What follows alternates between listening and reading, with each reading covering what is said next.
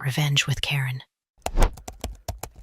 I knew I was invisible the day Ivy introduced me as her assistant, who does some language stuff, to the CFO of Takahashi International.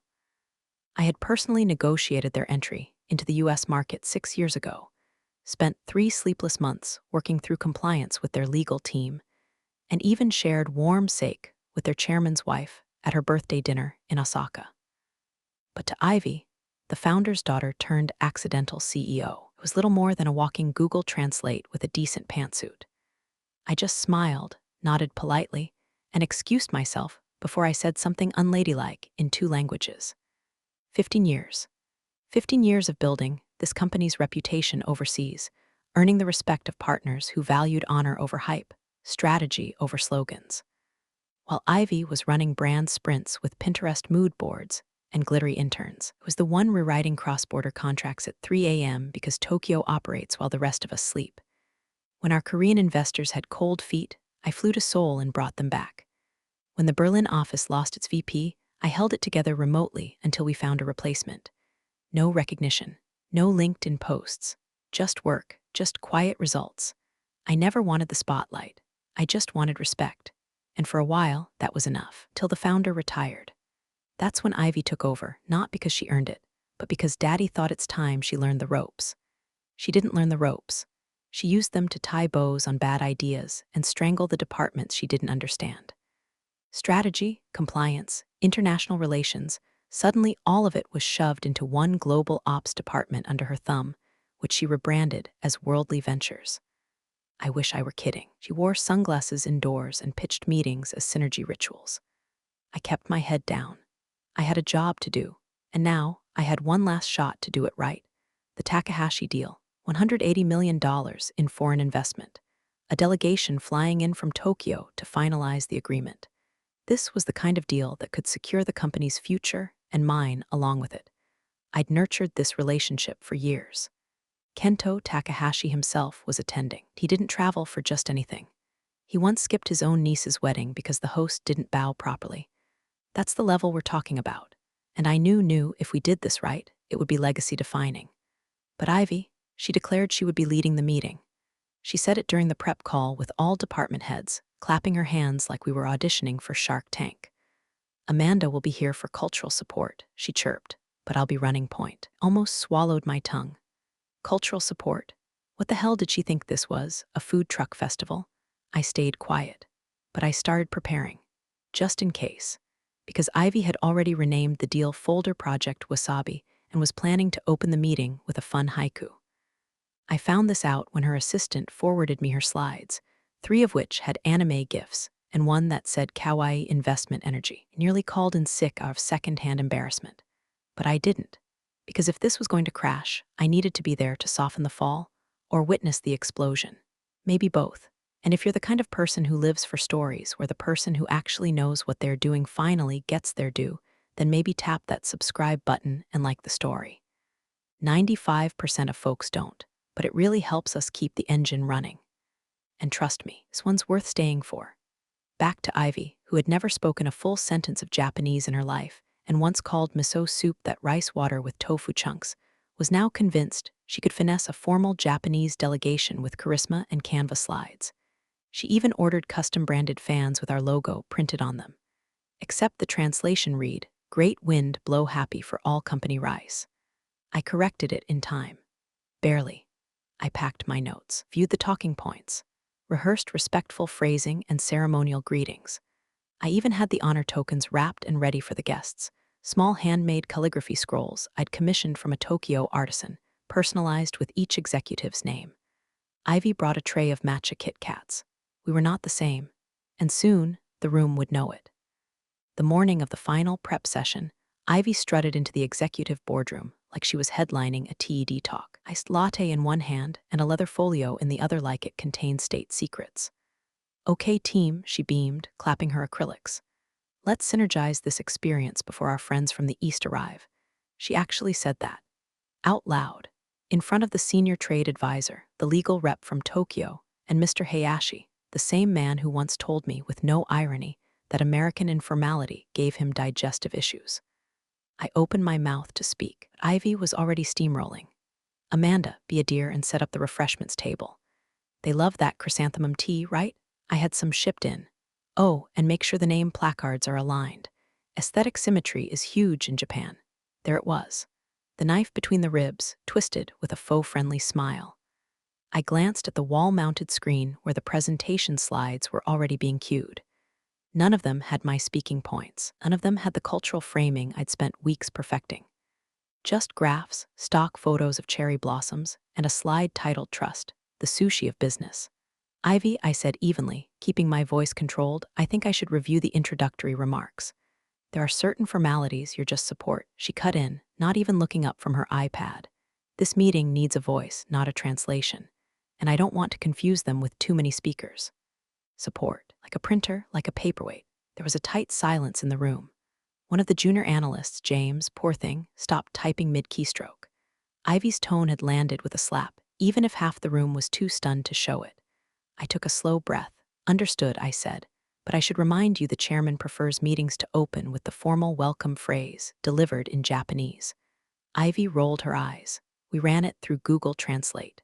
Sounded fine. I'll just read it phonetically. She held up a note card scrawled with phonetic gibberish. I squinted at it. She'd written Konnichiwa next to Dear Honored Investor Friends. I think I aged a year on the spot. Don't make this personal, Amanda, she added sharply, sensing my resistance. I'm the CEO now. I get to set the tone. My hands went cold. 15 years of fluency, of building trust and partnership, of honoring ritual and precision, dismissed because Ivy wanted to perform a power play. She didn't care about the outcome. She just needed to be the star. I stepped back, literally. I moved to the side wall where the support staff usually stood. No one said a word, not HR, not the operations director. They all just stared at their hands like the table had become the most fascinating thing in the universe. Except Mr. Hayashi. His eyes found mine. He didn't blink, didn't frown. But I saw it. Flicker of something. Curiosity, pity, perhaps recognition. He turned back to his tea, and Ivy launched into rehearsal mode, mispronouncing Amot Nashi like it was a brand of deodorant. The delegation was arriving in less than 24 hours. I still had time. Not to save Ivy, not even to salvage the deal, but to make damn sure that when the moment came, no one in that room mistook me for background noise again. Not the board, not Ivy, not even me. Boardroom had never felt colder. Not in temperature, but in silence, the kind of stiff, ceremonial hush that descends when people who actually matter enter a room. The Japanese delegation moved like water, calm, intentional, unshakable. Even their nods carried weight. They wore charcoal suits so precise, it felt disrespectful to breathe near them. At their center, Kento Takahashi, stoic, sharp-eyed, and still as stone, offered a short bow. Not too low, not too curt, just enough to show he was watching.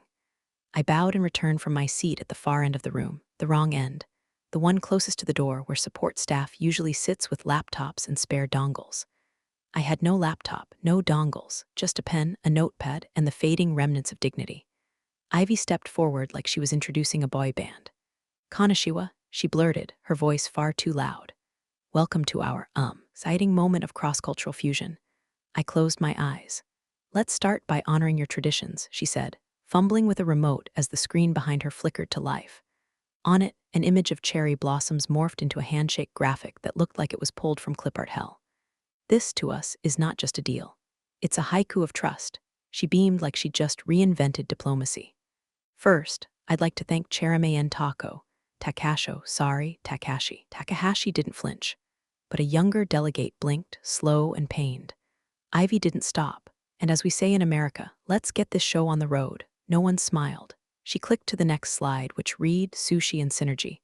Still, no one smiled. I kept my face still, hands clasped on my lap like they'd been carved there. And then it happened.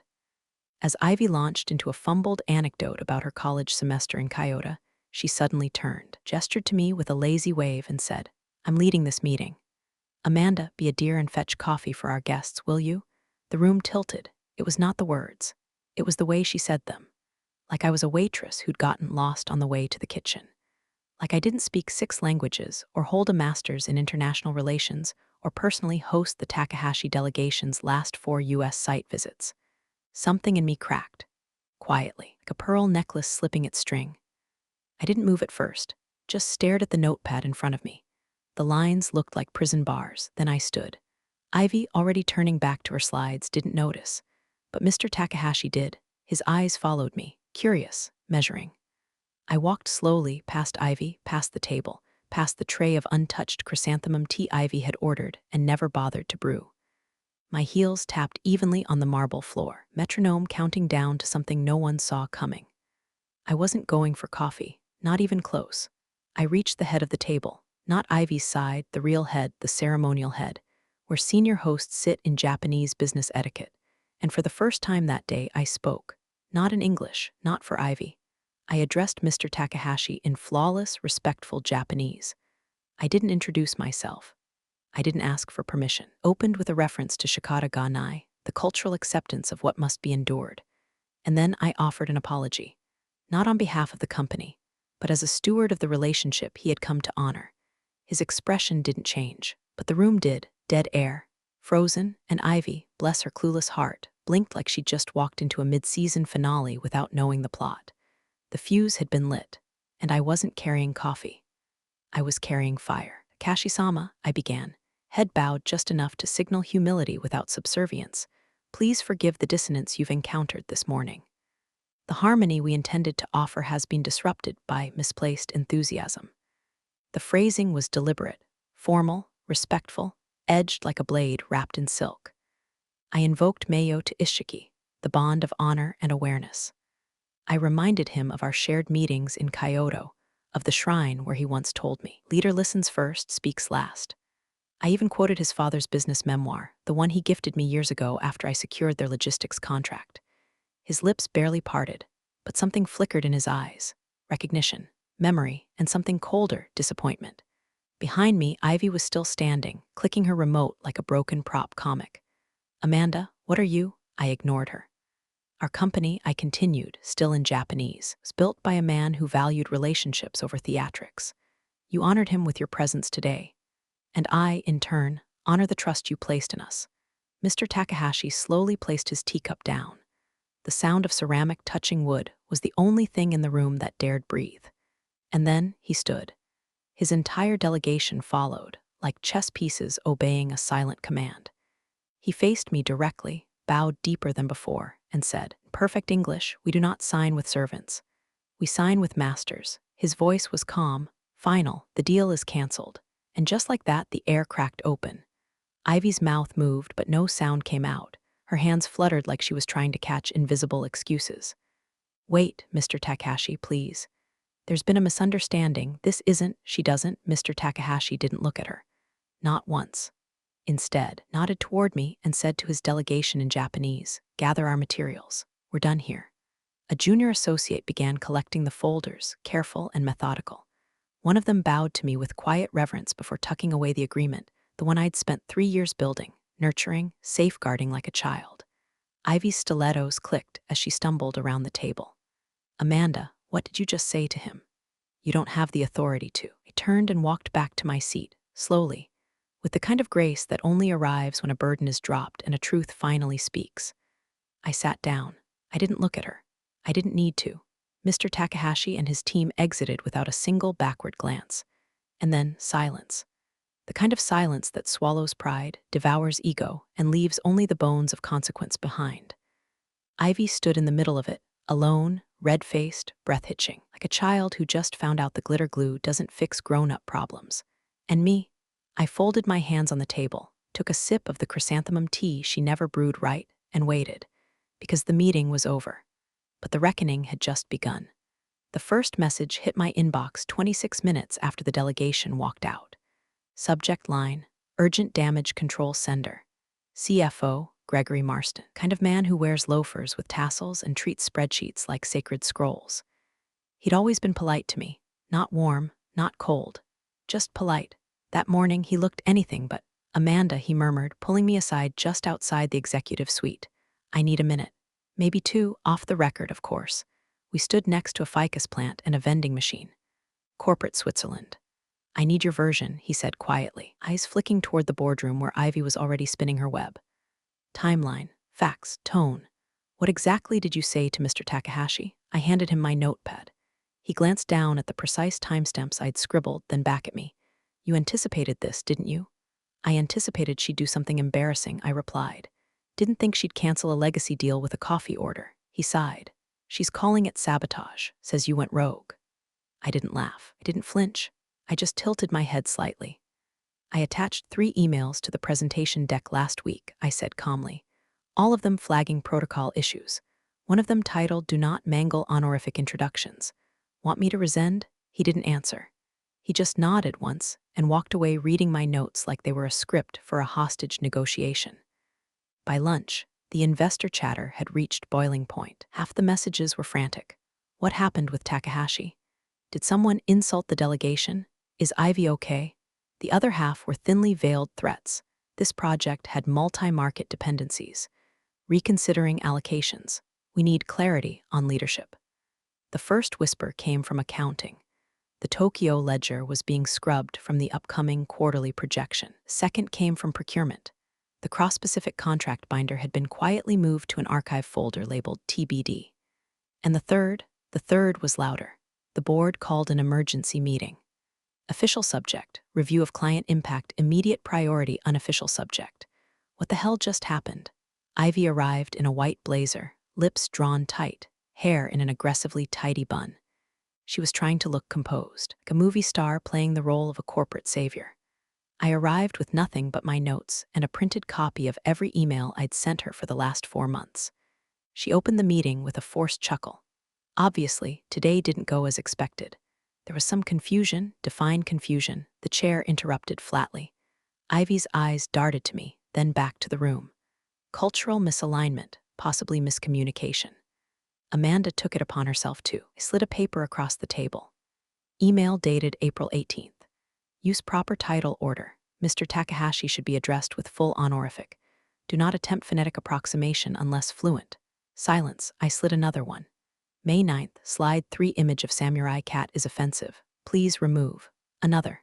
June 3rd, do not use Heikus unless culturally vetted. Sushi and synergy is not a theme. The chair raised an eyebrow. She told you all this. Ivy's smile cracked.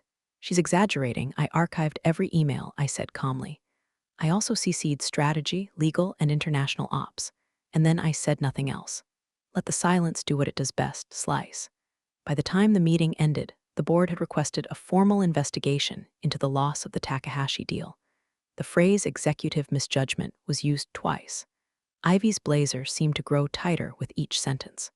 But the best part, last report summary had a new name added to the CC list. Martin Langford, founder, retired, father of Ivy Langford, and now watching everything from the outside in high definition. They'd looped Daddy in, and I didn't even have to lift a finger. The email came at 2:12 a.m. Timestamp Tokyo time. No greeting, no subject line. Just a single line of text. We will deal with you directly in the future. Please advise where to direct contracts. Was from Mr. Takahashi's personal account. No assistant copied, no legal counsel, no corporate signature fluff. Just plain, deliberate intent, the kind of message that didn't need emojis or bullet points to scream authority. I stared at it for a full minute. Then I quietly closed my laptop, got out of bed, and made a cup of tea I didn't drink.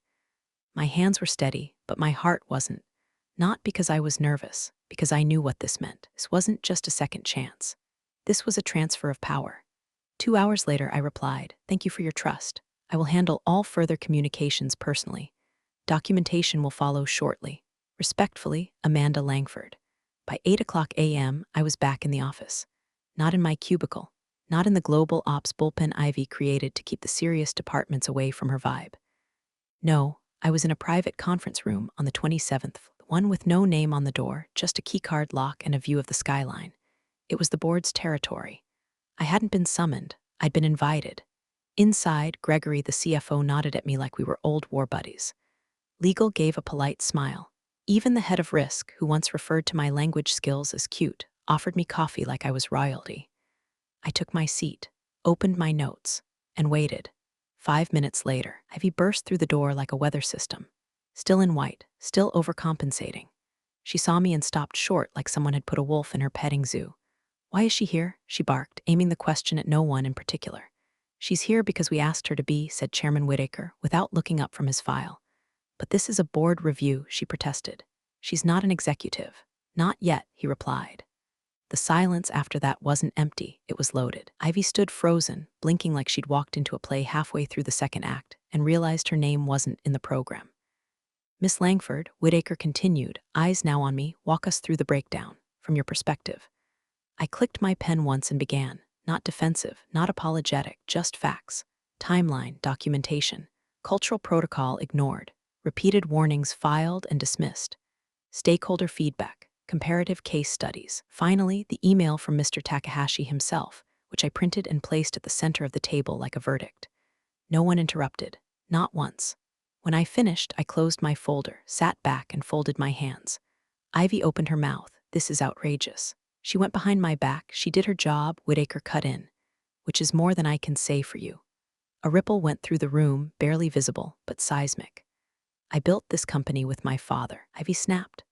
I don't deserve this kind of. You didn't build anything, the head of strategy said softly.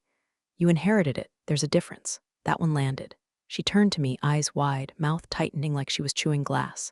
You think this is over? You think one email? I think the chairman of Takahashi International has made it clear who he trusts, I said evenly. And it's not someone who introduced him as Takoshi. A few stifled coughs. One actual snort. Ivy spun on her heel and stormed out. When the door clicked shut, the chairman leaned forward. We need someone to stabilize our international strategy. Clean house. Start fresh. You've been doing it without a title for years. Would you consider making it official? I didn't smile. But inside, something unclenched. Something old and quiet and tired finally exhaled. Depends, I said. Do I get to pick my own team? You'll have full discretion. And veto power. International affairs? Absolutely, I nodded once. Then yes. Respect, it turns out, isn't inherited, it's earned. And I had just cashed in 15 years' worth of it. The elevator doors slid open with a soft ding, and I stepped in alone, grateful for 30 seconds of silence before my next meeting with legal. I pressed floor 19, where compliance was waiting to finalize the Takahashi documents, now routed directly through me. Just before the doors shut, manicured hand shot through the gap. Ivy. She stepped in like a storm contained in silk, lipstick perfect, blazer freshly pressed, eyes rimmed red behind fury and concealer. She didn't press a button. Just stood there, watching me. The doors sealed shut. You think you're so perfect, she said, her voice just above a whisper, waltzing into the boardroom like you belong there. You've always waited for your moment, haven't you? Lurking. Quiet, calculating. I didn't respond. Not yet. You think one deal makes you the golden child? She hissed. Let me remind you, my father built this company from nothing. With his hands and his blood, I am this company. I turned to her slowly. Calm, unmoved, then act, I said, like someone worth inheriting it. She flinched, like the words slapped something deeper than skin. The elevator kept rising. We said nothing. I gave you room, she spat finally. I let you stay when you could have been replaced. Even promoted you, don't forget that. You gave me a title without authority, I replied, my voice low and even. A leash, not a ladder. She crossed her arms, shoulders tight, clenching like she was holding back tears or screams, maybe both. And now what? You think they'll hand it all to you? I shrugged slightly. I don't want all of it, just what I've earned. The rest is up to you. The doors opened on 19. I stepped out. She didn't follow. As I walked down the hallway, I passed a glass conference room where the marketing venture team was huddled, pale, whispering, clearly shaken. Their pivot to persona campaign had just lost 2 anchor sponsors. Word had at one of them cited concerns about executive credibility. Another requested a formal ethics review before resuming talks. The house of glitter Ivy built was starting to crack. I entered the compliance room. They greeted me with nods, documents ready, contracts revised per my specifications. After years of translating strategy into footnotes no one read, I was now drafting the blueprint. That afternoon, I received a short message from Chairman Whitaker. Drop by before you head out. We'd like to discuss EVP structure. No emoji, just authority. I walked into the boardroom as the sun was setting across the skyline. Inside, Whitaker and 2 senior members were already waiting. We won't waste your time, said, gesturing to a leather folder on the table. EVP of Global Strategy. Full oversight, no filter. You'd report directly to us. And Ivy? I asked. She's not part of this discussion, one of them said. Not anymore. I opened the folder. The contract was lean, elegant, ironclad. Take the night to think, Whitaker added, standing. But let's be clear, we're done with inherited power. We want earned leadership. And you've done the work. All we're doing now is formalizing it. I closed the folder without signing. Not yet. Power, real power, wasn't in the title. It was in being the one they couldn't ignore anymore, and I hadn't finished making them listen. I met with the board again the next morning, early, before the hallways buzzed with Ivy's perfume and nervous interns. The skyline was still streaked with fog when I walked into conference room A, contract folder under one arm, resolve under the other. We're already seated, Whitaker, CFO Marston, and two other senior members I'd only ever addressed through quarterly emails. Whitaker gestured to the seat at the head of the table. This time, I took it. No games, I said as I opened the folder. Here are my terms. The room didn't blink. They listened. First, I said, veto power on all international strategy deals, regardless of department origin. If it crosses a border, it crosses my desk. Marston nodded. Second, direct reporting line to the board. No filters, no executive summaries massaged by Ivy's PR team. Another nod. Third, I continued, full authority to assemble and manage my own team. I want 5 slots, and I'll be selecting each without interference. Fair, Whitaker replied. Fourth, I added, sliding a sheet across the table, this department will operate independently. No oversight from Ivy Langford, in title or in function. This time, there was a pause. Marston cleared his throat. That might be complicated. Only if you let it be, I said flatly. You saw what happened. Her pattern of negligence didn't begin last week, it just became impossible to ignore. I opened my bag and pulled out the sealed envelope. Compliance Report #87C, filed quietly by me 3 years ago, unopened until now. I slid it toward Marston. Eagle's copy had been activated automatically the moment the Takahashi deal collapsed. This one included direct documentation of Ivy's failures across 4 quarters, missed deadlines, misrepresented figures, unapproved branding statements made to international press. I didn't narrate it. I let the words speak for themselves. Whitaker skimmed the top pages, then exhaled. This would explain a lot. I never escalated, I said. I gave her space. Time, room to grow. She used it to build castles out of hashtags and ego. HR had been looped in at this point, 2 representatives blinking rapidly like they'd been dropped in the middle of coup. We have protocols, one muttered. Executive rights, reporting hierarchies, then adjust them, Whitaker interrupted. You've been adjusting them for Ivy for years. Silence. Then, you have your terms, Whitaker said, effective immediately. I nodded, quietly. I didn't smile, didn't gloat. Were no balloons, no backpats. Just the steady, clinical shift of power into hands that had already been doing the work all along. I signed the document. 15 years of thankless midnight emails, of being misintroduced, misused, mistaken for the intern, and now, authority that couldn't be stolen or spun. I left the room and returned to my new office, a glass-walled corner spaced 2 floors above Ivy's. I brought no decor, just a single framed calligraphy piece Mr. Takahashi had once given me. Shisai to chai, sincerity and wisdom. As I sat, the ping came in. One unread message from Ivy. Subject line, congratulations, upside down face, no body, no signature, just the emoji, passive-aggressive as a lemon in a paper cut. I clicked delete, because tomorrow the Japanese delegation was flying back in. And this time I'd be greeting them, not with coffee, but with a signed deal. Someone else wouldn't be invited to the table. The boardroom was filled with the kind of nervous energy that makes men straighten their ties twice, and HR reps sip water they don't need. Every chair was taken. Legal, compliance, investor relations, even a couple of faces I hadn't seen since the founder's retirement. Ivy sat 3 seats down from me, scrolling through her phone like she wasn't dying to know what was about to happen. Her white blazer was back, as if color could overwrite consequence. Chairman Whitaker cleared his throat. We've called this meeting, he began, to formally address the future of our international division and whether we have the leadership necessary to sustain strategic relationships. A knock on the door interrupted him. It opened slowly. Mr. Kento Takahashi stepped inside. No delegation. No assistant. Just him, impeccably dressed, unshakably poised, and carrying a single black folder. Ivy's face dropped like a phone off a balcony. Takahashi bowed to the room, low and deliberate, then walked past every executive, every whispering board member, and stopped directly in front of me. Amanda-san, he said with a nod. He opened the folder and laid a thick stack of signed pages in front of me. The Takahashi contract, not the old one, a new one, with better terms. Revised valuation, $200 million. More than we'd ever hoped for. He tapped the bottom corner where his signature sat clean and deliberate. You honored the relationship, he said quietly. We honor you. My throat tightened, but I nodded. Arigato gozaimasu, I replied, then turned to the board. I believe this answers the question about future leadership. Murmurs rose, some stunned, some not. And then I felt her stare. I turned to Ivy, whose face was caught in a silent scream, like her soul was trying to call security but forgot the number. You were right, Ivy, I said gently. This isn't personal, it's business. She opened her mouth. But before she could speak, Mr. Takahashi said one final sentence. Calm, crisp, directed at her. I didn't flinch. I translated aloud for the room to hear, he said. A true leader knows when to listen. The silence that followed wasn't awkward. It was absolute. Ivy stood, slowly, clutching her tablet like it was a lifeboat. She didn't say a word, not to me, not to the board, not to the man who just walked in and rewrote the future of the company in 10 seconds flat. She left the room. The door closed behind her, and no one got up to follow. Mr. Takahashi took his seat beside me without invitation, because he didn't need one.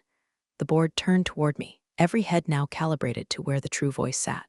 I leaned back, not smug, not triumphant, just still. Because in the end, it didn't take shouting. It didn't take revenge. It took remembering who I was before they told me to fetch the coffee. And sitting at the head of the table with the respect I had earned the hard way was more than enough. Big thanks, you legends of the old office days. Subscribe to keep the switch-flicking chaos alive. Your ex-boss is shaking in their loafers.